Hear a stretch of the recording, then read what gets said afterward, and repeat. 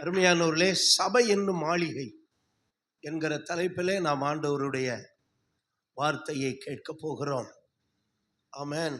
கடந்த 15 நாளாக சபையிலே நடக்கிற உபவாச ஜெபங்களிலே சபையை குறித்து ஆமென் பேசி வரும்படி கர்த்தர் உதவி செய்திருக்கிறார். ஆமென். 1 கொரிந்தியர் 3ஆம் அதிகாரம் 9வது வசனம்.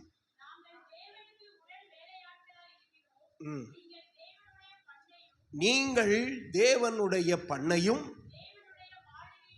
தேவனுடைய மாளிகையுமாயிருக்கிறீர்கள். அல்லேலூயா. ஆண்டவர் சபையை பார்த்து சொல்றாரு, நீங்கள் தேவனுடைய மாளிகையாயிருக்கிறீர்கள். ஆமென். அல்லேலூயா. ஆமென். நீங்கள் தேவனுடைய மாளிகையாயிருக்கிறீர்கள். சபையில் இருக்கிற விசுவாசிகளுக்கு தேவன் நிறைய கனத்தை கொடுக்கிறார். ஆமென். அவங்கள பல விதமாய் பார்க்கிறார். பல விதத்திலே தேவன் தம்முடைய ஜனத்தை பார்க்கிறார். அதில் ஒன்றுதான், நீங்கள் எப்படி இருக்கிறீர்கள்? நீங்கள் தேவனுடைய மாளிகையாய் இருக்கிறீர்கள் என்று சபையை பார்த்து சொல்றார். ஆமென். அருமையானவர்களே, இன்னைக்கு உலகத்தில் பெரிய பெரிய பில்டிங் இருக்கிறது, நிறைய மாளிகைகள் இருக்கிறது. சாலமோன் அவன் பெரிய மாளிகையை கட்டினான் என்று வேதம் சொல்லுகிறது. 1 ராஜாக்கள் 7ஆம் அதிகாரத்தில் நாம் வாசிக்கும்போது, சாலமோன் ஆலயமாகிய மாளிகையையும் அப்புறம் மண்டபமாகிய மாளிகையையும் அவன் கட்டினான் என்று வேதம் சொல்கிறது. பழைய ஏற்பாட்டிலே தேவனுடைய ஆலயம் மாளிகையாக இருந்தது. அல்லேலூயா. 1 ராஜாக்கள் 7ஆம் அதிகாரம் 50வது வசனத்தில் வாசிக்கிறோம். அது எப்படி இருந்தது? மாளிகையாக இருந்தது. அந்த அளவுக்கு அழகாக சாலமோன் தேவனுடைய ஆலயத்தை கட்டினான். மாளிகையாக இருந்தது. ஆனால் இன்றைக்கு ஆவிக்குரிய மாளிகையாக சபை இருக்கிறது. அல்லேலூயா. ஆமென். அன்றைக்கு எழுத்தின்படி மாளிகையாக இருந்தது. இன்றைக்கு ஆவிக்குரிய மாளிகையாக இருக்கிறது என்று வேதம் சொல்கிறது. ஆமென். எபேசியர் நிருபத்திலே நாம் வாசிக்கிறோம், ஆவிக்கேற்ற மாளிகை என்று நாம் வாசிக்கிறோம். அருமையானவர்களே, அன்றைக்கு ஆலயம் அழகாக இருந்தது. ஏன்னா சாலமோன் முழுவதும் பொன்னினாலே ஆலயத்தை அவன் அலங்கரித்திருந்தான். ஆலயம் பார்க்க பொன்னினால அலங்கரித்திருந்தான், அழகாக இருந்தது. ஆனால் இன்றைக்கு தேவன் சபை விசுவாசிகளை வைத்து சபையை அழகுபடுத்துகிறார். அல்லேலூயா. அன்றைக்கு அலங்கார வஸ்துக்களை வைத்து ஆலயம் அழகுபடுத்தப்பட்டது. ஆனால் இன்றைக்கு சபை விசுவாசிகள் தான் சபைக்கு அழகு. அல்லேலூயா. ஆமென். சாலமோன் கட்டின ஆலயமும் சரி, அதுவும் மாளிகை போல இருந்தது. அது மட்டும் இல்லை, அவன் அரண்மனையை கட்டினான். அந்த அரண்மனையும் மாளிகையாக இருந்தது. பல வருடங்கள், ஏறக்குறைய 20 வருடங்கள், 13லிருந்து 20 வருடங்கள் அவன் முயற்சி பண்ணி அந்த ஆலயத்தை கட்டினான், மாளிகையும் கட்டினான். ஆலயத்திலே அழகு. சாலமோன் பொன்னினாலே ஆலயத்தை அழகாக அலங்கரித்திருந்தான். புதிய ஏற்பாட்டிலே சபைதான் அழகு. சபையில் இருக்கிற விசுவாசிகள் தான் அழகு. அல்லேலூயா. ஆமென். சாலமோன் ஆலயத்தை எப்படி கட்டினான்? ஆவிக்குரிய ஆலயம் எப்படி இருக்கிறது என்று ஒரு 5 காரியங்களை வேகமாய் பார்க்க போகிறோம். சாலமோன் ஆலயத்தை கட்டுவதற்கு விலையேறப்பெற்ற கற்களை வெட்டி எடுத்து வந்து ஆலயத்தை கட்டினான். ஆமென். 1 ராஜாக்கள் ஆமென் 5ஆம் அதிகாரம் 7வது வசனம். வெட்டின கற்களாலே சாலமோன் என்ன செய்தான்? ஆலயத்தை கட்டினான். கற்களை வெட்டி எடுத்தான். நிறைய விலையுயர்ந்த கற்களை தேவன் பூமிக்கு கீழே வச்சிருக்கிறாரு. அதை அவன் வெட்டி எடுத்தான். வெட்டி எடுத்து கொண்டு வர கட்டளையிட்டான். வெட்டி எடுத்து என்ன செய்தான்? கொண்டு வருகிறான். அருமையானவர்களே, புதிய ஏற்பாட்டிலே தேவன் சபையை விசுவாசிகள் என்னும் கற்களினாலே கட்டுகிறார். அல்லேலூயா. வெட்டி எடுக்கப்பட்ட கற்களை சாலமோன் கொண்டு வருகிறான். எங்க கொண்டு வருகிறான்? ஆலயத்தை கட்டுவதற்கு கொண்டு வருகிறான். ஆமென். இன்றைக்கு புதிய ஏற்பாட்டிலே தேவன் விசுவாசிகளை இந்த உலகத்தில் இருந்து பிரித்து எடுக்கிறார். வெட்டி எடுக்கிறது என்கிறது பிரித்து எடுக்கிறது. ஆமென். அன்றைக்கு ஆபிரகாமை பிரித்து எடுத்தார். இன்றைக்கு நம்மையும் தேவன் இந்த உலகம், சொந்தம், பந்தம், மதம் இவைகள் எல்லாவற்றிலிருந்து நம்ம என்ன செய்கிறார்? பிரித்து எடுக்கிறார். அதுதான் வெட்டி எடுத்தது. 2வது என்ன செய்கிறார்? கொண்டு வருகிறார். நம்ம அப்போஸ்தலர் 2ஆம் அதிகாரம் 47வது வசனத்தில் ரட்சிக்கப்படுகிறவர்களை கர்த்தர் அனுதினமும் சபையிலே அவன் ரட்சிக்கப்படுகிறவர்கள் அப்படின்னா அவர்கள் வெட்டி எடுக்கப்படுகிறவர்கள், பிரித்து எடுக்கப்படுகிறவர்கள். ஜனத்திலிருந்து, இனத்திலிருந்து, குலத்திலிருந்து தேவன் என்ன பண்றாரு? பிரித்து எடுக்கிறார். அந்த பிரித்து எடுக்கிறவர்கள் தான் ரட்சிக்கப்பட்டவர்கள். ரட்சிக்கப்பட்டவர்கள் அவர் அல்லேலூயா சொல்லுங்க பார்க்கலாம். அல்லேலூயா. அந்த ரட்சிக்கப்பட்டவர்கள் இந்த உலகத்தில் இருக்க வேண்டிய ஒரு இடம் இருக்கிறது. அதுதான் அவருடைய சபை. ஆமென். பழைய ஏற்பாட்டில் அது ஆலயமாக இருந்தது, டெம்பிளாக இருந்தது. அந்த டெம்பிளில் எது முக்கியம் அப்படின்னா அந்த பில்டிங் தான் ரொம்ப முக்கியம். அது பார்க்கிறதுக்கு அழகாய் இருக்க வேண்டும். ஆனால் புதிய ஏற்பாட்டிலே டெம்பிள் கிடையாது, சபை. சபை என்றால் அது கட்டிடத்தை குறிப்பதல்ல, அது அந்த கட்டிடத்துக்குள்ளே இருக்கிற ஜனங்களை குறிப்பது தான் சபை. சபை என்கிற எக்லீசியா என்கிற கிரேக்க வார்த்தைக்கு ஒரு நோக்கத்திற்காக பிரித்து எடுக்கப்பட்டவர்கள் தான் திருச்சபை மக்கள். அப்போ வெட்டி எடுக்கப்பட்ட அந்த கற்களை சாலமோன் என்ன செய்கிறான்? ஆலயத்திற்கு கொண்டு வருகிறான். இப்போ ஆண்டவர் என்ன பண்றாரு? ரட்சிக்கப்படுகிறவர்களை சபையிலே கொண்டு வந்து சேர்க்கிறார். அல்லேலூயா. ஆமென். ரட்சிக்கப்படுகிறவர்கள் சபையில் என்ன செய்யப்பட்டார்கள்? சேர்க்கப்பட்டார்கள். ஏசாயா 56 ஆண்டவர் சொல்றாரு, என்னுடைய ஜெப வீட்டிலே நான் அவர்களை கொண்டு வந்து, எல்லாரும் சொல்லுங்க பார்க்கலாம், கொண்டு வந்து என்ன செய்ய பண்ணுவேன்? மகிழ பண்ணுவேன் என்று கர்த்தர் சொல்லுகிறார். அல்லேலூயா. இன்னும் இந்த தொழுவத்தில் இல்லாத நிறைய ஆடுகள் வெளியே இருக்கிறது.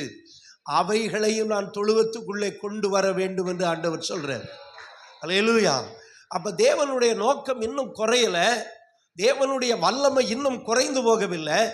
அதனால தேவனுடைய திட்டம் என்றைக்காவது செயல்பட்டு கொண்டே தான் இருக்கும். ஆமென் சொல்லுங்க. தேவனுடைய திட்டம் என்ன? வெளியில் இருக்கிற ஜனங்களை என்ன செய்ய வேண்டும்? உள்ளே கொண்டு வர வேண்டும். எங்கெல்லாம் ரட்சிக்கப்படுறாங்களோ அவங்கள அவர் சபைக்கு கொண்டு வர வேண்டும். ஆமென். அப்படி ஒன்று ஒன்றா கர்த்தர் கொண்டு வந்துகிட்டு இருக்கிறாரு. இனி ஒரு காலம் வரப்போகிறது, அதிலே திரளான ஜனங்களை கர்த்தர் கொண்டு வருவார். அல்லேலூயா. இடங்கொள்ளாமல் போகும் மட்டும் கர்த்தர் ஜனங்களை கொண்டு வந்து நிரப்புவார். ஏன்னா அவர் கொண்டு வருகிறவர். அல்லேலூயா. சாலமோன் எங்கேயோ போய் எங்க அந்த கல் இருக்குன்னு கண்டுபிடிக்கிறானுங்க. ஏன்னா பூமிக்கு கீழே தேவன் எல்லாத்தையும் வச்சிருக்கிறார். பளிங்கு கல் இருக்கு, கிரானைட்டு, மார்பிள் எல்லாமே எங்க தான் இருக்குது? இந்த பூமிக்கு கீழே. அப்போ சுமை சுமக்கிறதுக்கு இந்த வேலைக்கு மட்டும் 80,000 பேரை சாலமோன் வச்சிருந்தான். 80,000 பேர் இருந்தாங்க. அவங்களுக்கு சூப்பர்வைசர் மட்டும் எத்தனை பேர் இருந்தாங்க? 3,000 பேர் இருந்தாங்க. அப்ப எல்லாமே அங்க மேனுவல் ஒர்க்கு தான். இப்ப மாதிரி மெஷின் ஒர்க்கு கிடையாது. அந்த காலத்துல எல்லாமே எப்படிதான் பண்ணாங்க? மேனுவலா தான் பண்ணாங்க. எல்லாமே அந்த கல் அறுக்கிறதுக்கு வாழை வச்சு அறுக்கிறது, அப்புறம் தோண்டி எடுக்கிறது, எல்லா வேலைகளையும் ஆமென் மக்கள் தான் செய்தார்கள். அருமையானவர்களே, சபை கட்டுவதற்கு தேவன் வேற எதையும் அவர் பயன்படுத்துறதில்லை. அவருக்கு மக்கள் தான் வேண்டும். அல்லேலூயா, ஆமென். சபையை கட்டுவதற்கு தேவன் தொழில்நுட்பத்தை அவருக்கு தேவை கிடையாது. டெக்னாலஜியை வச்சு அவர் செய்யறதில்ல, அவர் அவருடைய பிள்ளைகளை வச்சு செய்கிறார். அப்ப சாலமோன் ஆலயம் கட்டுவதற்கு 80,000 பேர் இருந்தாங்க. 80,000 பேர்னா யோசிச்சு பாருங்க, அவ்வளோ பேருக்கும் சாப்பாடு கொடுக்கணும். 3,000 சூப்பர்வைசர் இருந்தாங்க, அவங்கள நடத்துறவங்க. இவங்க என்ன பண்ணாங்க? பெரிய பெரிய கற்களை வெட்டி அவர்கள் என்ன செய்தார்கள்? கொண்டு வந்தார்கள். கொண்டு வரதுக்கு நிறைய மெத்தட் வச்சிருந்தாங்க. அவர்கள் கொண்டு வந்தார்கள். இன்னைக்கு இயேசு என்ன செய்யறார் அப்படின்னா, ஆங்காங்கே ரட்சிக்கப்படுகிற மக்களை அவர் சபைக்கு கொண்டு வருகிறார். அதனால்தான் சொல்றாரு, என்னுடைய ஜெப வீட்டிலே நான் கொண்டு வந்து அவர்களை மகிழ பண்ணுவேன் என்று சொல்றார். அப்ப ஜனங்கள் ரட்சிக்கப்படணும். ஜனங்கள் ரட்சிக்கப்படணும். அந்த ஜனங்களை தேவன் சபைக்கு என்ன செய்ய வேண்டும்? கொண்டு வர வேண்டும். ஆமென். அப்ப அன்னைக்கு சாலமோன் சுமை சுமக்கிறவர்களை வேலைக்கு வச்சிருந்தான்.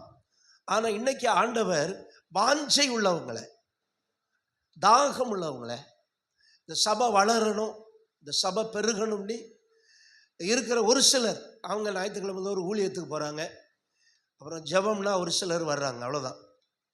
மற்றபடி சர்வீஸுக்கு வர்றவங்க, விழாக்களுக்கு வர்றவங்க, ஃபெஸ்டிவலுக்கு வர்றவங்க ரொம்ப இருக்கிறாங்க. அப்படியே இருந்துட்டு போட்டோம். அப்போ ஒரு சிலரை கர்த்தர் பயன்படுத்துகிறார். 80,000 பேர்னா எவ்வளோ பேர் இருப்பாங்க பாருங்க. 80,000 பேர் போய் 800 பேர் போய் 80 பேர் போய் 8 பேர் கூட இன்றைக்கு திருச்சபையில் ரட்சிக்கப்படுகிறதற்கு பயன்படுற ஆட்கள் இன்னைக்கு இல்லை.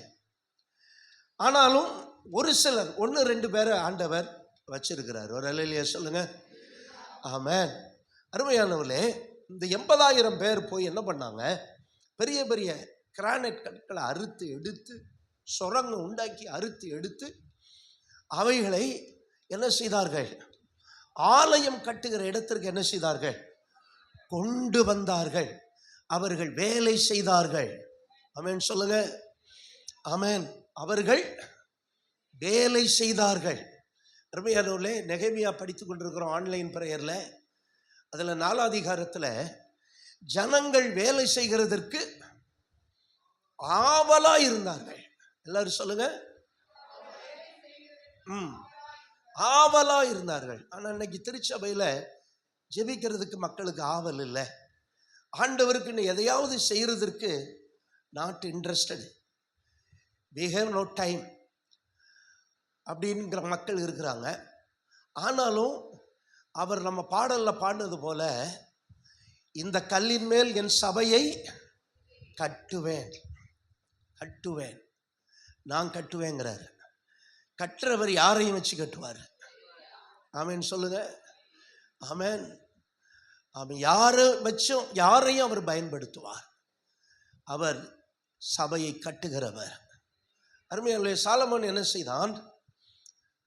அத்தனை பேரை வச்சு ஆலயத்திற்கு பெரிய பெரிய கிரானைட் கற்கள், பளிங்கு கற்கள், ஷாஜகான் கட்டினால ஒரு பெரிய பேலஸ், தாஜ்மஹால், அதுவும் அந்த பளிங்கு கற்கள் தான்.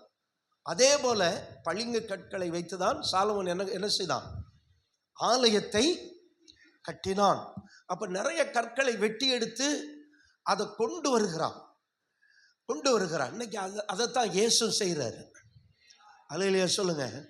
இயேசு அதை தான் செய்கிறார். ரட்சிக்க வைக்கிறார், ஜனங்களை ரட்சிப்புக்குள்ள நடத்துகிறார். அப்படி ரட்சிக்கப்படுகிற ஜனங்களை என்ன செய்கிறார்? சபைக்கு கொண்டு வருகிறார். அல்லேலூயா, ஆமென். அருமையானவர்களே, இப்படி கொண்டு வருகிற கல்லை குறித்து வேதம் சொல்லுகிறது. 1 ராஜாக்கள் 6ஆம் அதிகாரம் 7வது வசனம். 1 ராஜாக்கள் 6ஆம் அதிகாரம் 7வது வசனம் விதமாய் சொல்லுகிறது,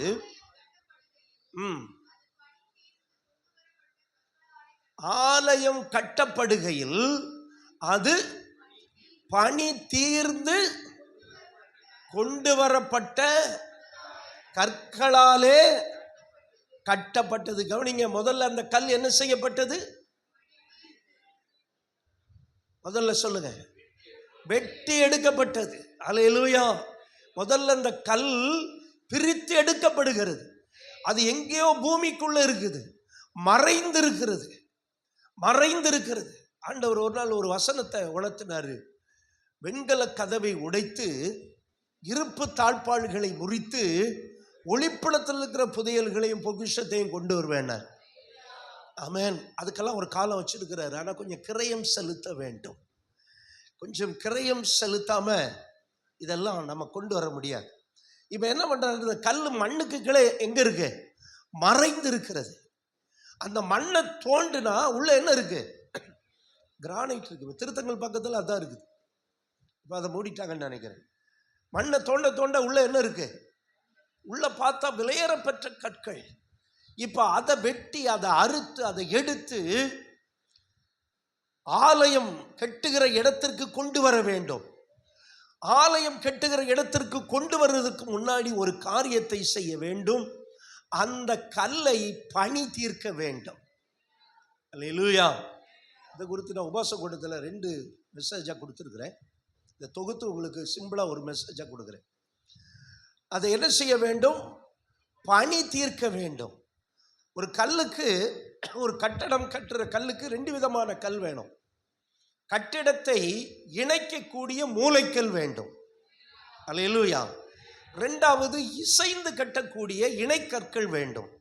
இப்படிப்பட்ட 2 கற்களை கண்டுபிடித்து இந்த 2 கற்களுக்கும் முகம் இருக்க வேண்டும். அந்த முகத்தை உண்டாக்கி அந்த பணி தீர்த்து இந்த கல் இங்கே கொண்டு வரப்படுகிறது. அல்லேலூயா, ஆமென். மூலைக்கல்லுக்கு 2 முகம் இருக்க வேண்டும். ஏனென்றால் அது 2 பக்கம் முகம் காட்டும். அது மூலை, கார்னர் ஸ்டோன். அது ஒரு பக்கம் இயேசு மூலைக்கல் என்று வேதம் சொல்லுகிறது. எப்படி அவர் மூலைக்கல்? ஒரு பக்கம் அவர் தேவகுமாரன், இன்னொரு பக்கம் அவர் மனுஷகுமாரன். அதனால இயேசு விலையேறப்பட்ட மூலைக்கல்லாக திருச்சபைக்கு இருக்கிறார். அவர் தேவனையும் மனிதனையும் இணைக்கிற கல்லாக இருக்கிறார். அல்லேலூயா. இப்ப மூலைக்கல்லுக்கு 2 முகத்தை கண்டுபிடிக்கணும்.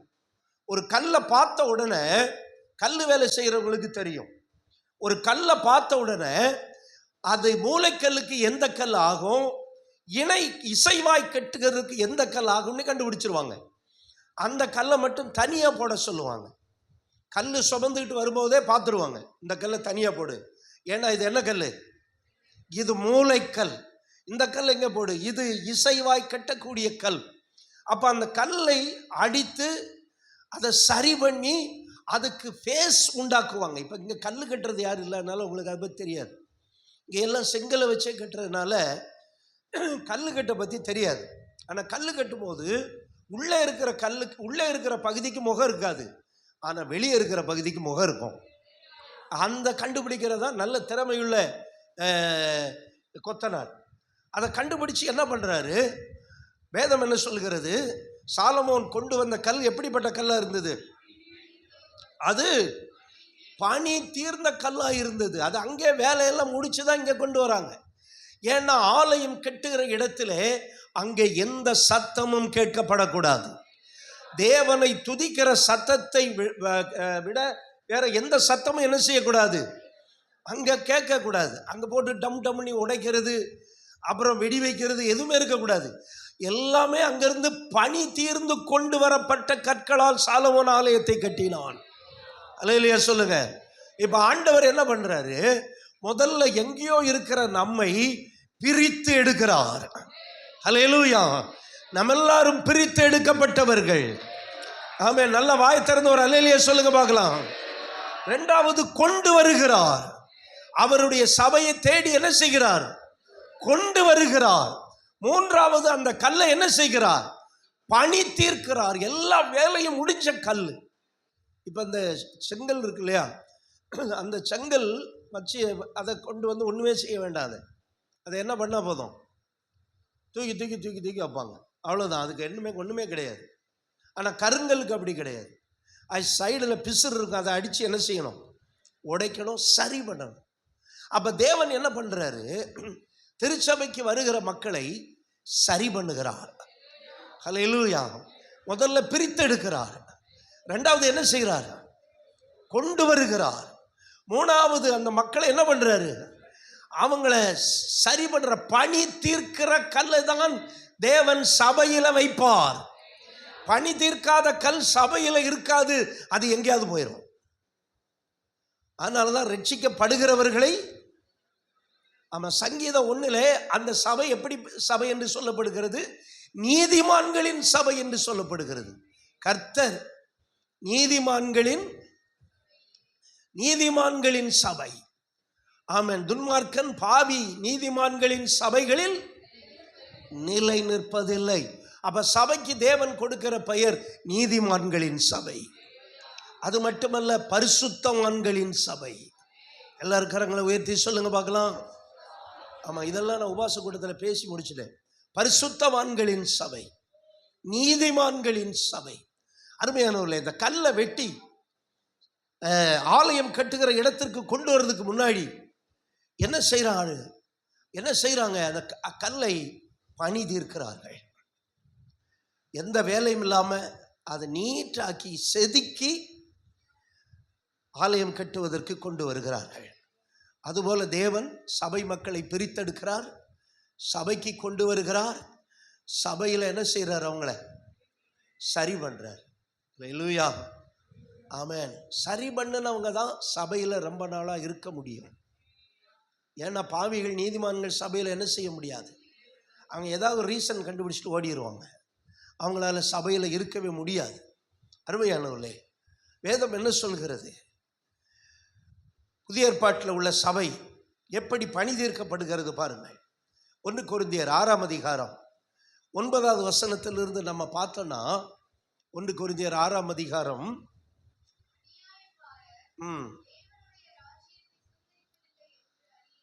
அவங்க அநியாயக்காரர்கள் தேவனுடைய ராஜ்யத்தை சுதந்தரிப்பதில்லை, வஞ்சிக்கப்படாதிருங்கள்,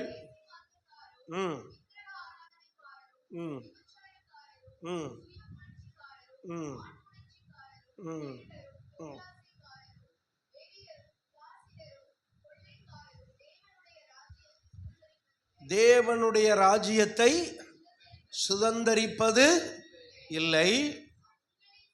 உங்களில் சிலர் இப்படிப்பட்டவர்களா இருந்தீர்கள். எப்படிப்பட்டவர்கள்? அந்த வசனத்தை போய் வாசிச்சு பாருங்க, ரொம்ப அருவருப்பா இருக்கும். உங்களில் சிலர் இப்படிப்பட்டவர்களா இருந்தீர்கள்.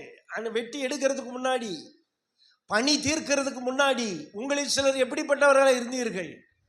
பேசிக்கள்ளர்களா இருந்தீர்கள், விபச்சாரிகளா இருந்தீர்கள், இப்படி இருந்தீர்கள். ஆனால் இப்ப என்ன ஆயிட்டீங்க? வாசிங்க சத்தமா வசனத்தை. கர்த்தராகிய இயேசுவின் நாமத்தினாலும், நல்லா கவனிங்க, தமது தேவனுடைய ஆவியினாலும் கழுவப்பட்டீர்கள். எப்படி பணி தீர்க்கிறார் பாருங்க. கழுவப்பட்டீர்கள், பரிசுத்தமாக்கப்பட்டீர்கள். ஆமா, கொஞ்சம் வாயத்திறந்து சொல்லுங்க பிரதர். ஆமா, வாயத்திறந்து சொல்லுங்க. நீங்க ரொம்ப பரிசுத்தவான்கள் தான், கொஞ்சம் வாயத்திறந்து சொல்லுங்க. கழுவப்பட்டீர்கள், பரிசுத்தமாக்கப்பட்டீர்கள், நீதிமான்களாக்கப்பட்டீர்கள். எல்லாரும் வலது கரத்தை உயர்த்தி சொல்லுங்க. கழுவப்பட்டேன், பரிசுத்தமாக்கப்பட்டேன், ஆமென், நீதிமானாக்கப்பட்டேன். இது யார் சொல்ல முடியும்? தேவனுடைய சபைக்கு உள்ளிருக்கிற மக்கள், தேவனுடைய சபைக்கு உள்ளிருக்கிறவர்கள் சொல்றாங்க, நான் கழுவப்பட்டேன், பரிசுத்தமாக்கப்பட்டேன், நீதிமானாக்கப்பட்டேன். அப்படிப்பட்ட மக்கள் தான் சபையில் இருக்கணும். அவங்க 1000 பேர் 2000 பேர் இல்லைன்னா 50 பேரா இருந்தாலும் அப்படிப்பட்ட மக்களை வைத்துதான் சபையை நடத்த முடியும். அல்லேலூயா. ஆமென். காணிக்கை கொடுக்கிறா, நீ கண்டவனையும் உள்ள வைக்க முடியாது. கண்டவனை உள்ள வைக்கிறதுக்கெல்லாம் சபை. இது வெட்டி எடுக்கப்பட்டவர்கள், பிரித்து எடுக்கப்பட்டவர்கள், கொண்டு வரப்பட்டவர்கள், பணி தீர்க்கப்பட்டவர்கள். அல்லேலூயா. ஆமா, இன்னைக்கு சில சபையில எந்த ஒழுங்கு இல்லை. எப்படி எத்தனை பொண்டாட்டியும் வச்சுக்கோ, என்ன வேணாலும் அக்கிரமம் பண்ணிக்கோ, ஆனா தசமம் கொடு. அப்படிப்பட்ட சபையில கூட்டம் நிரம்பி வழிகிறது. அப்படிப்பட்ட கண்டிஷனும் கட்டுப்பாடும் போதனைகளும் சரியான போதனைகளும் இல்லாத திருச்சபைகளிலே மக்கள் கூட்டம் கூட்டமா போறாங்க. ஆனால் வெட்டி எடுக்கப்பட்டவர்கள், கொண்டு வரப்பட்டவர்கள், பணி தீர்க்கப்பட்டவர்கள் இருக்கிறது தான் உண்மையான சபை. அல்லேலூயா. அது கூட்டம் இருக்கே இல்லையோ, அது அவர் கையில் இருக்கு. நான் கட்டுவேன்னு தான் சொல்லியிருக்காரு. என் சபையை அவர் தான் கட்டுவார். அவருக்கு தெரியும் யாரை சபைக்கு கொண்டு வரணும் அப்படின்னு சொல்லி, யாரை பயன்படுத்தணும்னு அவருக்கு தெரியும். ஏண்டா அவர் தான் சபையின் தலைவர். ஆமா, எல்லாரும் அல்லேலூயா சொல்லுங்க பார்க்கலாம். இயேசுவே நீங்க தான் சபையின் தலைவர். அல்லேலூயா. இன்னைக்கு நிறைய பேர் சபையில் ஒத்துழைக்கிறது கிடையாது. அதுக்கு நான் என்ன பண்ண முடியும்? என்ன பண்ணணும்? அவர் தான் அதை பார்த்துக்கணும். அது அவர் தான் பார்த்துக்கணும். ஆமென். ஒரு ஈவினிங் ஜெபத்துக்கு வாங்கினா கூட நிறைய பேர் வர்றது கிடையாது, சண்டே கூட. அப்போ ஒத்துழைக்காத மக்கள் இருக்கிறாங்க, இணைந்து போகாத மக்கள் இருப்பாங்க. இதுக்கெல்லாம் சபையை கட்டுவது தான் பொறுப்பு. ரெஸ்பான்சிபிலிட்டி அவர் தான். ஆமென். அவர் தான் அதுக்கு பொறுப்பு. நம்ம சொல்ற வேண்டியதான் என்னுடைய கடமை, அறிவிப்பு கொடுக்க வேண்டியதான் என்னுடைய கடமை. ஆமென். சபையை கட்டுறது அவரு. அல்லேலூயா.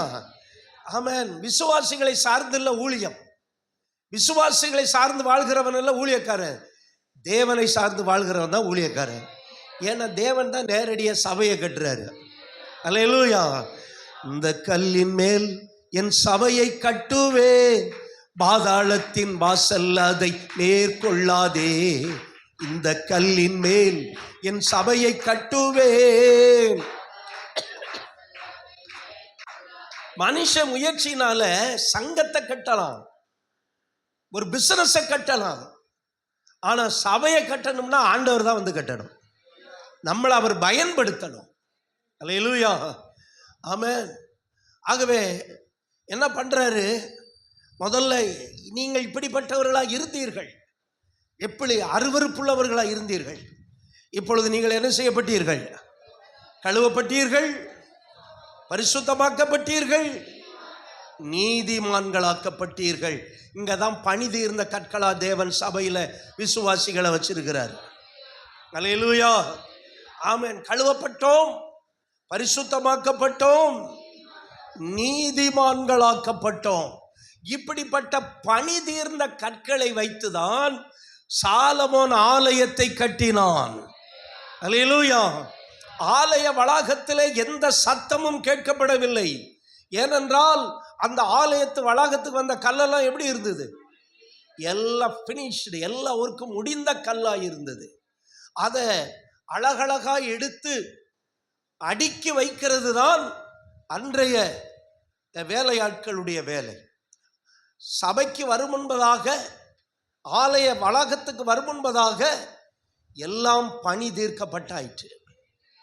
இப்ப சபையில தேவன் செய்கிற 3 காரியங்களை சொன்னோம். அவர் கழுவப்பட்டீர்கள், பரிசுத்தமாக்கப்பட்டீர்கள். ஆமா, இதை டெய்லி சொல்லுங்க, எல்லாம் சரியா போயிடும். ஆமென். கழுவப்பட்டேன், பரிசுத்தமாக்கப்பட்டேன், இயேசுவே உம் இரத்தத்தால் என்னை நீதிமானாய் மாற்றினீரே. இயேசுவே உம் இரத்தத்தால் என்னை நீதிமானாய். அடிக்கடி சொல்லணும், ஆண்டவரே நான் கழுவப்பட்டேன், நான் பரிசுத்தமாக்கப்பட்டேன், நான் நீதிமானாக்கப்பட்டேன். எல்லாரும் சொல்லுங்க. ஆமா ஆமா. இது பாஸ்ட் டென்ஸ் கிடையாது, இது பிரசன்ட் டென்ஸ். கழுகப்படுகிறேன், பரிசுத்தமாக்கப்படுகிறேன், நீதிமானாக்கப்பட்டு கொண்டே இருக்கிறேன். இந்த மாதிரி ஒரு கான்பிடன்ஸ் நமக்கு வந்ததுன்னா தேவன்கிட்ட நெருங்கி சேர நமக்கு ஒரு துணிவு வந்துடும். தேவனிடத்தில் நெருங்கி சேர இன்னைக்கு நிறைய பேருக்கு துணிவு இல்லாததுக்கு காரணம், அவங்க மனதில் நான் ஒரு பாவி பாவி பாவி அப்படின்னு அவங்க யோசிச்சுக்கிட்டே இருக்கிறதுனால தான், குறை உள்ளவன் என்று சொல்லிக்கிட்டே இருக்கிறதுனால தான் அவங்களால கிட்ட நெருங்கி சேர முடியலை. அருமையான சபைக்குள்ள வந்திருக்கிற நீங்கள் ஒன்றை தெரிந்து கொள்ள வேண்டும். நீங்கள் பணி தீர்ந்தவர்களாக இருக்க போய் தான் ஆண்டவர் உங்களை சபைக்குள்ள கொண்டு வந்திருக்கிறார். அல்லேலூயா. அதனால சபைக்குள்ள இருக்கிற எல்லா விசுவாசிகளும் கழுவப்பட்டவர்கள், எல்லா விசுவாசிகளும் பரிசுத்தமாக்கப்பட்டவர்கள், எல்லா விசுவாசிகளும் நீதிமானாக்கப்பட்டவர்கள். அதனால தான் தேவன் தம்முடைய சுய இரத்தத்தினாலே சம்பாதித்து கொண்ட சபை என்று வேதம் சொல்லுகிறது. அல்லேலூயா. இது சந்தா கட்டி உள்ள வர்ற கூட்டம் இல்லை. இது சந்தா கட்டி சந்தா கொடுத்துட்றங்க, என்னை சேர்த்துக்கங்க, நீ அப்படி உள்ள வர்ற கூட்டம் இல்லை, அப்படி அனுமதிக்கிற சபையும் இல்லை. சபை என்பது பணி தீர்ந்தவர்கள், இயேசுவின் இரத்தத்தினாலே கழுவப்பட்டு ரட்சிக்கப்பட்டவர்கள், தண்ணீர்ல மூழ்கி ஞானஸ்நானம் எடுத்தவர்கள். சபையில் இருக்கிற கற்கள் எப்படி இருக்காங்க பாருங்க, அவர்கள் ரட்சிக்கப்பட்டவர்கள். ஆமென். பாவத்தை விட்டு, சாபத்தை விட்டு, விக்கிரகத்தை விட்டு, அசுத்தத்தை விட்டு அவர்கள் வேறு பிரிக்கப்பட்டவர்கள், வெட்டி எடுக்கப்பட்டவர்கள். அப்படிப்பட்டவங்க தான் சபையில் இருக்க முடியும். இல்லாதவங்க சபை போதகரை குறை சென்று போய்கிட்டே இருப்பாங்க. போதகர் பிரசங்கம் சரியில்லை, அப்படி இப்படி எதையாவது ஒன்று சொல்லுவாங்க. அருமையானவர்களே, பாவிகள் நீதிமான்களின் சபையில். ஆனால் நிலை நிற்கிறவங்க எப்படி இருக்கிறாங்க? அவர்கள் கழுவப்பட்டவர்கள், பரிசுத்தமாக்கப்பட்டவர்கள், நீதிமான்களாக்கப்பட்டவர்கள். அப்படிப்பட்டவங்க வச்சுதான் கர்த்தர் சபையை நடத்திக்கிட்டு இருக்கிறார். அல்லேலூயா. இந்த கான்பிடன்ஸ் நமக்குள்ள இருக்குமானால் நம்ம ஆண்டவரோட இன்னும் நெருங்கி சேர நம்மால முடியும். நான் என்னைக்கும் பாவின்னு இருந்தீங்கன்னா நீங்க இயேசு விட்டு தூரம் போயிருவீங்க. ஆண்டவரை விட்டு தூரம் போய் வருகையில கைவிடப்படுறாதீங்க. அதனால அடிக்கடி சொல்லுங்க, இயேசுவே உங்க ரத்தத்தினால நான் என்ன செய்யப்பட்டிருக்கிறேன்? கழுவப்பட்டிருக்கிறேன், பரிசுத்தமாக்கப்பட்டிருக்கிறேன், நான் நீதிமானாக்கப்பட்டிருக்கிறேன், உம்முடைய பிள்ளையா இருக்கிறேன், உம்முடைய சொத்தா இருக்கிறேன், உம்முடைய சுதந்திரமா இருக்கிறேன் என்று தைரியமாய் நாம் அறிக்கையிட வேண்டும். அல்லேலூயா. ஆமென். கவனிங்க, இப்ப கல்லை கொண்டு வந்தாச்சு. இந்த கல்லை குறித்து புதிய ஏற்பாட்டில் என்ன வெளிப்பாடு இருக்கு அப்படின்னா, புதிய ஏற்பாட்டிலே 1 பேதுரு 2ஆம் அதிகாரம் 4வது வசனத்திலிருந்து வாசிக்கலாம். 1 பேதுரு 2ஆம் அதிகாரம் 4வது வசனம். எல்லாரும் சேர்ந்து வாசிங்க. எல்லாரும் எடுங்க, இது ரொம்ப முக்கியமான வசனம். எல்லாரும் எடுங்க பார்க்கலாம். 1 பேதுரு 2ஆம் அதிகாரம் 4ஆம் வசனத்திலிருந்து எல்லாரும் சேர்ந்து வாசிங்க சத்தமாய்.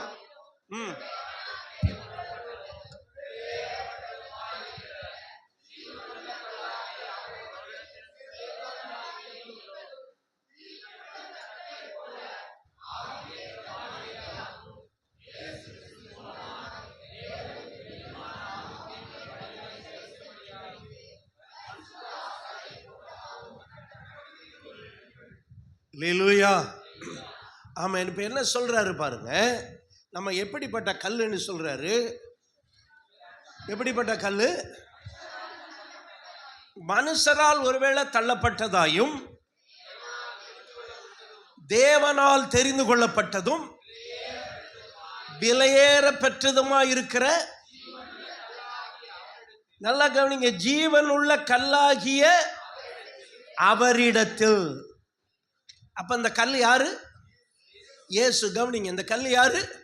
இந்த கல் எப்படிப்பட்ட கல்? மனுஷரால் தள்ளப்பட்டது. அதான் சங்கீதம் 118 ஆமென், ஆகாது என்று தள்ளப்பட்ட கல்லே மூளைக்கு தலைக்கல் ஆயிற்று, அது கர்த்தராலே ஆயிற்று. ஓ ஹல்லேலூயா. அப்ப அந்த கல் எப்படி இருக்கிறது? மனுஷரால் தள்ளப்பட்டதாயினும் தேவனால் தெரிந்து கொள்ளப்பட்டதும் விலையேற பெற்றதுமாயிருக்கிற ஜீவனுள்ள கல்லாகிய அவரிடத்தில். அப்ப இயேசு எப்படிப்பட்ட கல்லா இருக்கிறாரு? மனுஷரால் புறக்கணிக்கப்பட்ட கல்லா இருந்தாலும் அவர் தேவனால் தெரிந்து கொள்ளப்பட்டவர். ஹல்லேலூயா. 3வது, அவர் விலையேற பெற்ற கல். ஹல்லேலூயா. 4வது, அந்த கல் எப்படிப்பட்ட கல்? ஜீவனுள்ள கல், லிவிங் ஸ்டோன். அதனாலதான் சபையை யாரு வந்தாலும் என்னவும் செய்ய முடியாது. எந்த ஆட்சி வந்தாலும் சபையை ஒண்ணுமே செய்ய முடியாது. ஏனென்றால் இயேசு சபையிலே ஜீவனுள்ள கல்லாய் இருக்கிறார். எல்லாம் கொஞ்சம் வாயை திறந்து சொல்லுங்க, அது எப்படிப்பட்ட கல்லு? ஜீவனுள்ள கல். இயேசு ஜீவனுள்ள கல், இயேசு மூளைக்கல். ஹல்லேலூயா. ஆமா, இயேசு நசுக்கி அழிக்கிற கல். ஆமென். இந்த கல்லின் மேல் மோதுகிறவன் நொறுங்கி போவான். எதுகிட்டையும் மோதலாம், ஆனா இயேசுகிட்ட மட்டும் என்ன செய்ய முடியாது? மோத முடியாது. இயேசுனா அவருடைய சபை, அவருடைய சபைகிட்ட மட்டும் என்ன செய்ய முடியாது? மோதவே முடியாது. ஏன்னா இது ஒரு கல்லு. சபை என்பது கல்லு. அதான் இயேசு பேதுருவிட்ட சொன்னார், இந்த கல்லின் மேல். அந்த கல் என்பது ஆமென் கன்ஃபஸ். அது என்ன கன்ஃபஸ்னா, நீர் ஜீவன் உள்ள தேவனுடைய குமாரன், நீர் ஜீவன் உள்ள தேவனுடைய குமாரன். அதுதான் கல். ஆமென். கல். அந்த கல்லின் மேல் என் சபையை கட்டுவேன். அப்ப அந்த கல்லுங்கிறது பத்ரோஸ். பேதுருக்கு மலையாளத்தில் பத்ரோஸ் அப்படின்னு பேரு.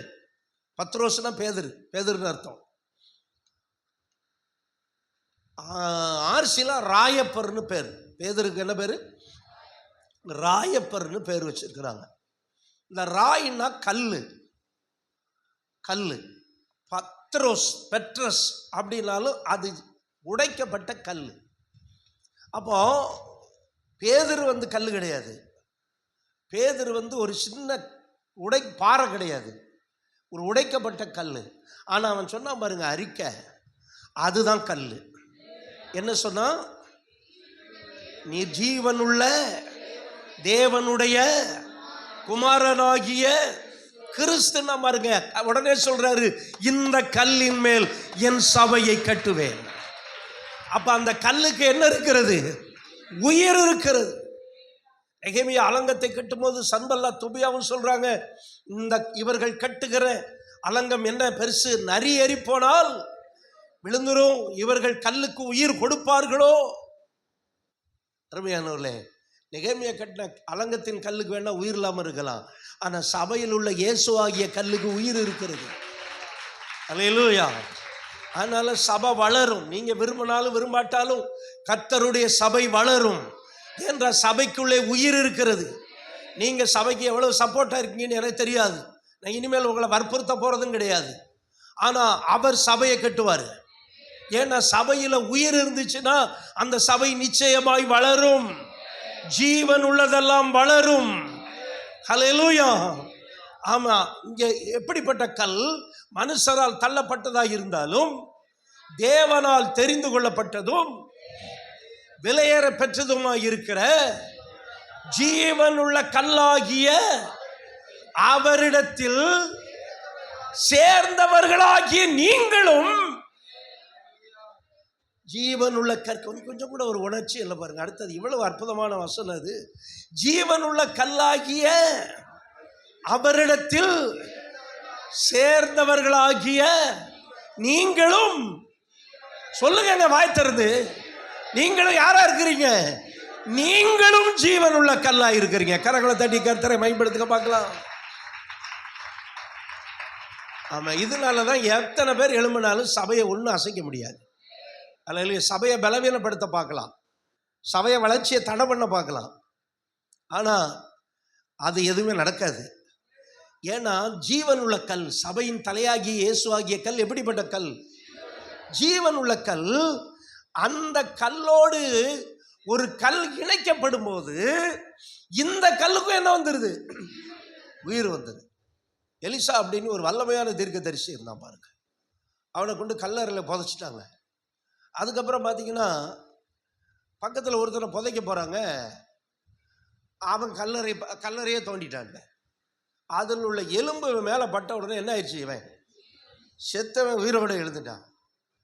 உயிரோடு எழுந்தவொடனே எல்லாரும் அலறி அடிச்சுட்டு ஓடுறாங்க. அருமையானவர்களே, சபை பார்க்கறதுக்கு அற்பமாக தான் இருக்கும். சபை சில நேரம் ஒன்றுமில்லாத மாதிரி தான் தெரியும்.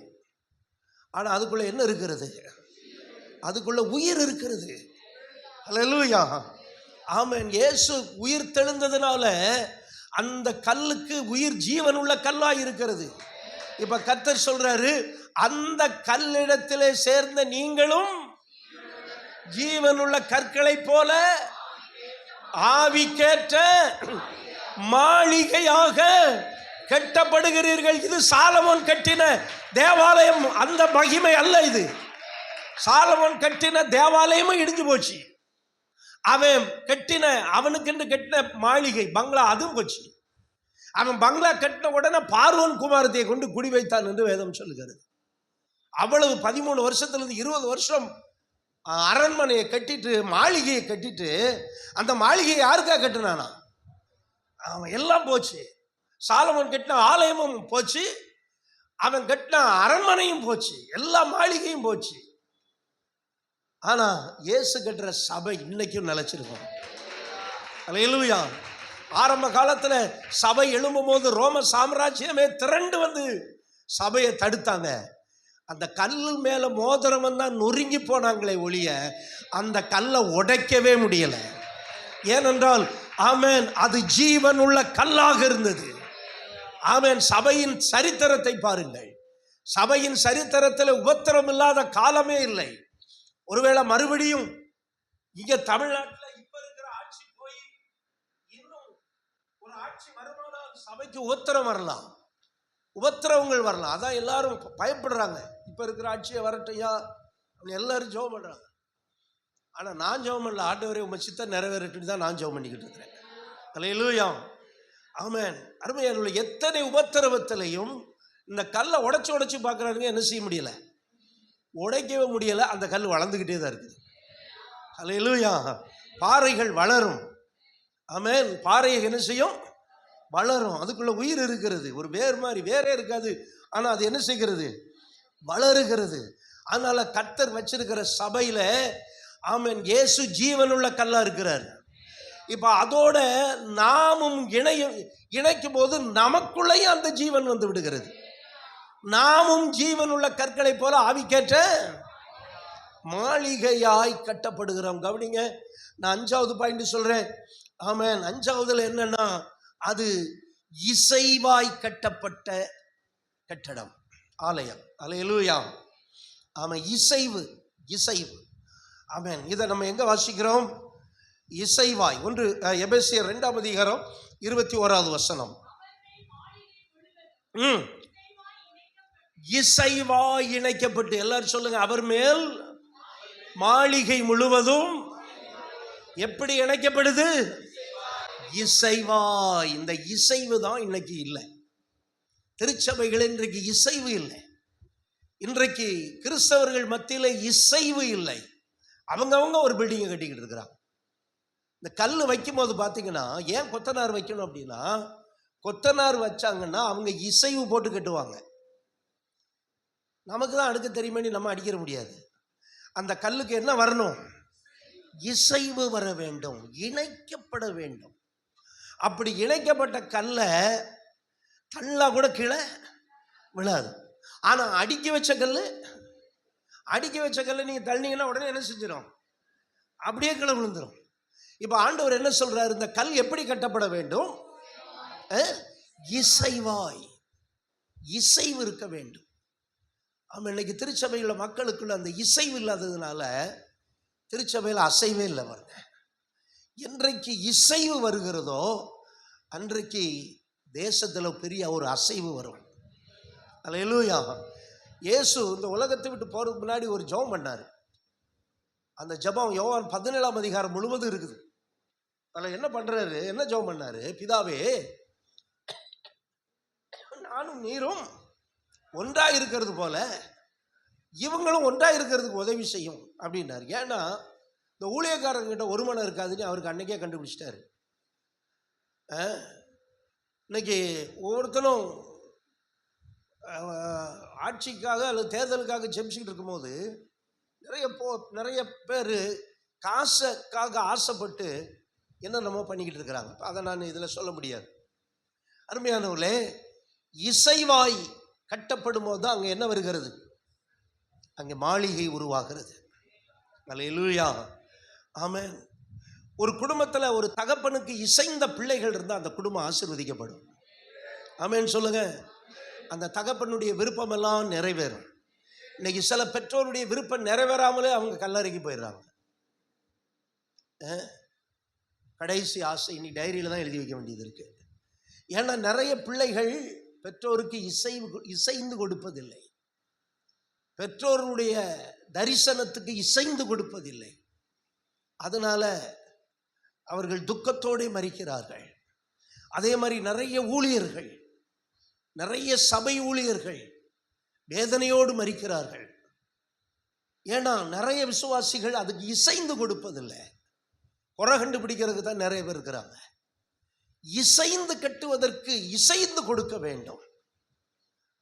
அப்பொழுதுதான் அது பெரிய மாளிகையா மாறி, இல்லைன்னா இன்கம்ப்ளீட்டாகவே இருக்கும். இன்கம்ப்ளீட்டாக தான் இன்னைக்கு நிறைய காரியங்கள் இன்கம்ப்ளீட்டாக இருக்க காரணம் என்ன தெரியுமா? இசைந்த ஆத்துமாக்கள் இல்லை. அதைத்தான் பவுல் எழுதுவார், நீங்கள் இசைந்த ஆத்துமாக்களால் ஒன்றையே சிந்தித்து ஒருமனப்பட்டு என்னுடைய ஆசையை நிறைவேற்றுங்கள். ஒன்றையாவது வாதினாலாவது வீண் பெருமையினாலாவது செய்யாமல். இதெல்லாம் இங்கே எங்கே இருக்குது? உள்ள இருக்குது. வாது இருக்குது, ரெண்டகம் பண்ணுறது இருக்குது, வீண் பெருமை இருக்கிறது. அவர் சொன்னால் சொல்லிட்டு கிடக்கட்டும், நம்ம அவர் சொல்றதெல்லாம் கேட்க முடியுமா? இன்னைக்கு நிறைய பிள்ளைகள் சொல்கிறது அப்படிதான். அவர் சொல்கிறதெல்லாம் நம்ம கேட்கணுமா அப்படிம்பாங்க. அப்போ என்ன ஆகும் அப்படின்னா, அங்கே என்ன போயிடுது? அந்த இசைவு போயிடும். இசைவு போகாததுனால, இசைவு இல்லாததுனால கட்டடம் என்ன செய்யாமல் இருக்கு? நாம எழுப்பப்படாமல் அது மாளிகையாக மாறாமல் இருக்கிறது. அதுக்கு தான் பவுல் சொல்றாரு, நீங்கள் இசைந்த ஆத்துமாக்களாய். ஆமாம், இப்போ என்ன செய்யணும்? அந்த கல்லை வச்சு எப்படி கட்டணும்? இசைவாய். அல்லேலூயா, ஆமென். இசைவாய். ஒரு கூட்டத்துக்கு கால் பண்ணால் மோஸ்ட்லி யாரும் வர்றது கிடையாது. ஒரு சகோதரர்கள் கூட்டணி வச்சோம்னா சகோதரர்கள் வர்றது கிடையாது. வாலிபர் ஜபம்னா வாலிபர் வர்றது கிடையாது. இந்த மாதிரி எல்லாமே இருக்கிறாங்க. அப்போ என்ன செய்ய முடியலை? இசைவாய் எழுப்ப முடியாமல் இருக்கு. இசைவு தான் ஒரு பெரிய அசைவை கொண்டு வரும். அல்லேலூயா. இன்னைக்கு நம்ம என்ன விரும்புகிறோன்னா ஃபெஸ்டிவல் விரும்புகிறோம். எனக்கு அந்த மிஷினரி விழா வச்சதே எனக்கு அதுக்கப்புறம் தான் இது தேவையில்லாத ஒரு வேலையை செஞ்சிட்டனோ அப்படின்னு என் உள்ளத்தில் நான் உணர்த்தப்பட்டேன். நான் அருமையானவர்களே, நம்ம அதில் இன்ட்ரெஸ்டாக இருக்கிறோம். எதுக்கு? ஒரு ஃபெஸ்டிவல் அந்த மாதிரி காரியங்களை இன்ட்ரெஸ்டாக இருக்கிறோம். ஆனால் மற்ற காரியங்கள், சபையின் ஊழியம், ஜபம், இந்த காரியங்களில் 100% பேர் நாட் இன்ட்ரெஸ்டடு. அவர்களுக்கு இசைவு இல்லை. அதனால் ஒரு பெரிய அசைவு இல்லை. அப்போ இசைந்து கட்டும் போது அது எப்படி வருகிறதா? ஆமாம், நிறைய பேர் என்ன நினைக்கிறாங்கன்னா, எனக்கு என்ன இருக்குது, ஒரு ஆராதனைக்கு நான் போகணும், அவ்வளோதான் நினைக்கிறாங்க நம்முடைய சபை மக்கள். ஒருவேளை அவ்வளோதான் உங்களுக்கு முடியுமா என்னன்னு தெரியல. ஒரு ஆராதனைக்கு நான் வரேன் பாச, அதோடு என்னை விட்டுருங்க, அப்படியே நாங்கள் இருந்துக்கிறோம் அப்படின்னு தான் நினைக்கிறாங்கன்னா, நானும் உங்களுக்காக என்ன தான் மாற்றிக்கணும்? வேறு எந்த ஜபமும் அறிவிப்பும் கொடுக்கக்கூடாது, வாட்ஸ்அப்லேயும் போடக்கூடாது. ஏதோ நடக்கட்டும், தேவன் ஒரு எழுப்புதலை தரும்போது எல்லாம் மாறும். அல்லேலூயா, ஆமென். அருமையானவர்களே, ஆனால் ஒன்று மட்டும் தெரிஞ்சுக்கங்க, தேவன் சபைக்குள்ள எல்லா கல்லையும் எப்படி கொண்டு வந்துட்டாரு? பனி தீர்ந்த கல்லாக கொண்டு வந்துட்டார். இனி நமக்கு செய்ய வேண்டியது ஒன்றுமே கிடையாது. எல்லாமே ஆல்ரெடி அவர் பணி தீர்த்துட்டார். கல்வாரி சிலுவையில் எல்லாம் செஞ்சிட்டார். ஒரு அலையிலேயே சொல்லுங்க, இல்லைங்க நான் இன்னும் மாறலை, இன்னும் என்னைக்கு சரியாக போகிறீங்க? எல்லாம் சரியாயிட்டோம். நம்ம எல்லாரும் பணி தீர்ந்தவர்கள். நம்ம சபைக்குள்ளே இருக்கிற எல்லாரும் யாராக இருக்கிறோம்? இன்றைக்கி நிறைய பேர் என்னென்னா, நான் இன்னும் சரியாகலை. என்னைக்கு சரியாகுவீங்க? செத்த பிறகு ஒன்றும் சரியாக முடியாது. இன்னும் சரியாகலை. இன்னும் எனக்கு ஜெபம் பண்ண தெரியாது, இன்னொரு வசனம் வாசிக்க தெரியாது, இன்னும் மற்றவங்களுக்கு சுவிசேஷம் சொல்ல தெரியாது, இன்னும் இந்த ஜப கூட்டம்னாலே என்னன்னு தெரியாது, சிலருக்கு உபவாச கூட்டம்னாலே என்னன்னு தெரியாது. அப்ப என்னைக்கு சரியாகிறது? நம்ம என்னைக்கு சரியாக போறோம்? ஒரு அரை நாள் லீவ் எடுத்துட்டு வந்து நம்மளால ஜெபிக்க முடியலைன்னா நம்ம என்னைக்கு சரியாகும்? யோசிச்சு பாருங்க. ஆனா நம்ம என்ன நினைக்கிறோம்? நம்ம அதுக்கெல்லாம் லாயக்கு கிடையாது, நமக்கு அதெல்லாம் சரிப்படாது, ஜெபிக்கிறவங்க ஜெபிக்கட்டும் இப்படின்னு நம்ம நினைக்கிறோம்.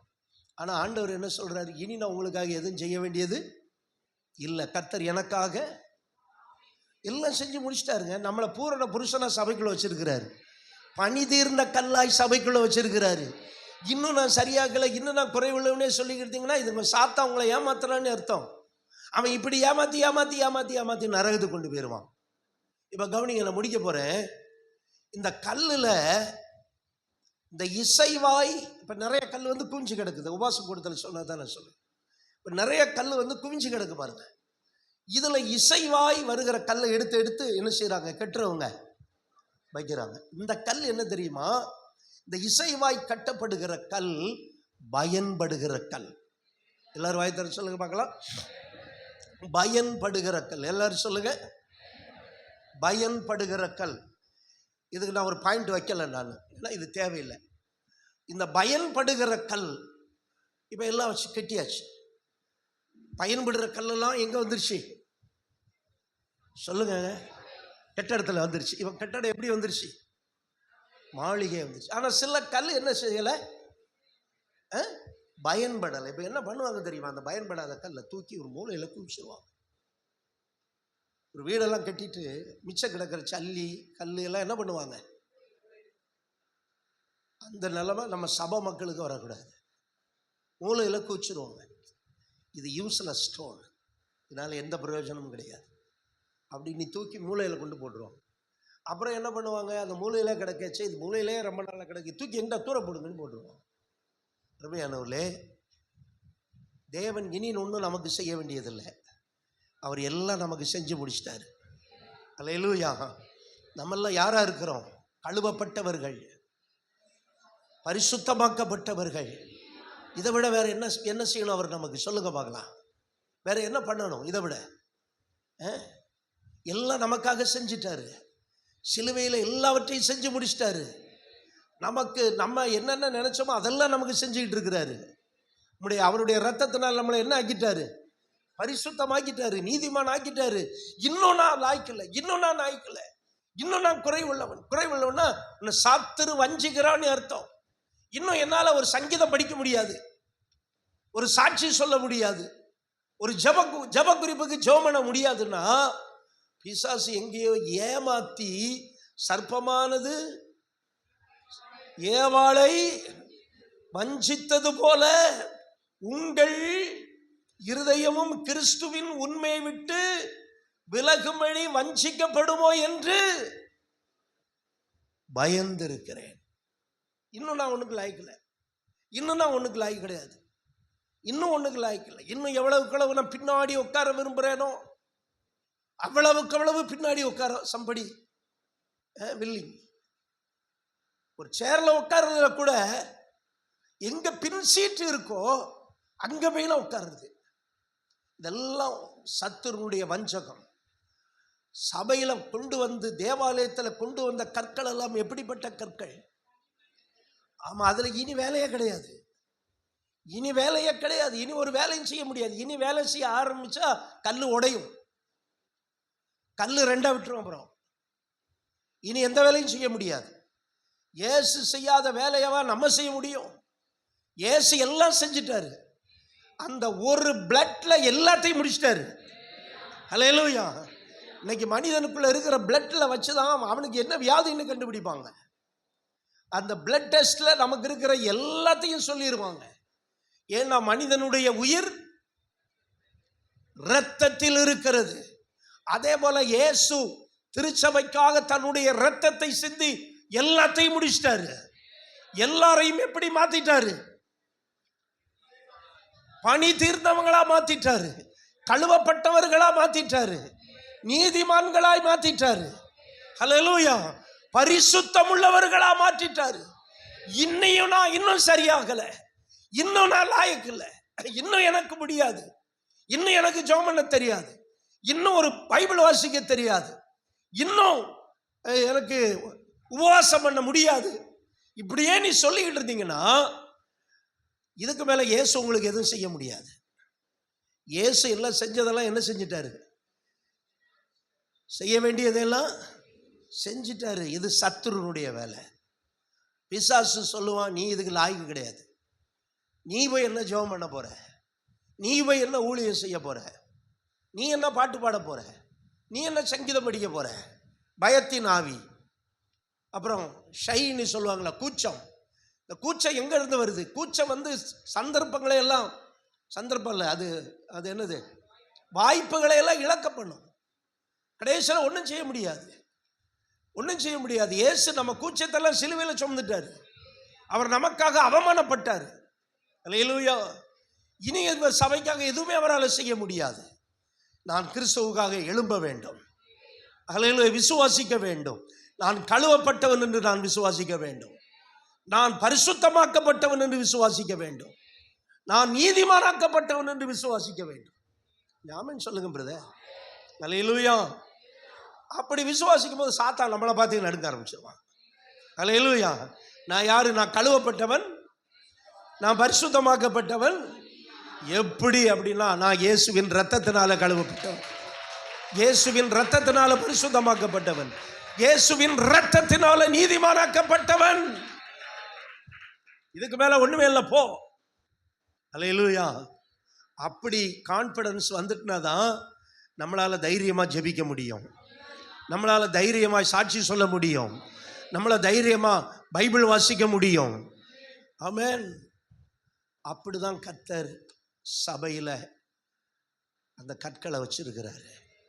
5 கற்களை சொன்னேன் நான். அது வெட்டி எடுக்கப்பட்ட கல்லாக, கொண்டு வரப்பட்ட கல்லாக, பனி தீர்ந்த கல்லாக. கடைசியில் புதிய ஏற்பாட்டுக்கு 2 சொன்னேன். என்ன கல்? ஜீவனுள்ள கல், த லிவிங் ஸ்டோனு. 5ஆவதாக சொன்னேன், அது இசைவாய் கட்டப்படுகிற கல். கர்த்தருடைய பிள்ளைகளே, இந்த கல் அவன் நம்மளை ஆண்டவர் இந்த கல்லோட இணைச்சி நம்மளையும் ஒரு ஜீவனுள்ள கல்லை மாற்றிட்டாரு. ஆமென். ஜெபம் பண்ணுமா? அல்லேலூயா. நன்றி அப்பா, நன்றி தகப்பனே, உமக்கு நாங்கள் நன்றி சொல்லுகிறோம், உமக்கு நன்றி சொல்லுகிறோம். அல்லேலூயா. இந்த கல்லின் மேல் என் சபையை கட்டுவேன், பாதாளத்தின் வாசல் அதை மேற்கொள்ளாதே. இந்த கல்லின் மேல் வாசல் அதை மேற்கொள்ளாதே. சபையின் தலைவர் இயேசுவே, மூளைக்கு தலைக்கல் இயேசுவே. ஓ, நல்லா கை தட்டியேமா. ஹல்லேலூயா, ஹல்லேலூயா, ஹல்லேலூயா, ஹல்லேலூயா. சபைதான் ஜெயிக்குமே, ஓர்க்குமே. இந்த கல்லின் மேல் என் சபையை கட்டுவே, பாதாளத்தின் வாசல் அதை மேற்கொள்ளாதே.